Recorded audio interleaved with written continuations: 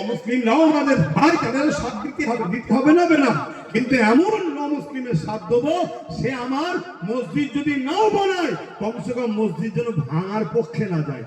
কি গো, এটা ভাবা দরকার আছে না? নাই এই উদ্দেশ্যে আমার বলা, আমার জাতিকে বাঁচাবার জন্য, আমার জাতির ঈমান রক্ষা করার জন্য, আমার ভালোবাসার বাপ মা ভাই বোনেদের ঈমানকে রক্ষা করার জন্য বলা। এরা সেগুলোকে কেটে কেটে সমাজে ছড়াচ্ছে যাতে আমাকে সমাজ ভুল বোঝে। কিন্তু মনে রেখো, ইজ্জতের মালিক কোনো মানুষের হাতে দিয়া রাখেনে, ইজ্জতের মালিক হলেন আল্লাহ।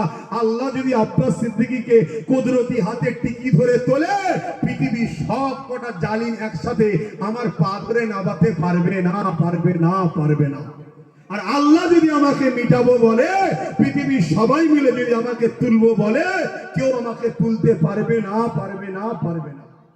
অতএব উদ্দেশ্য হবে মান আহাব্বা লিল্লাহ ওয়া আবগাদা লিল্লাহ ওয়া আতা লিল্লাহ ওয়া মানআ লিল্লাহ ফাকাদ ইসতাকমালাল ঈমান। নিঃশ্বাস টানবো আল্লাহর জন্য, ফেলবো আল্লাহর জন্য।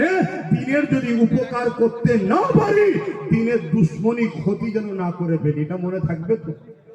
যদি উপকারকারীদের সাথ প্রকাশ্য দিতে নাও পারি, দিনের দুশ্মনদের সাথে কমসে কম থাকবো না।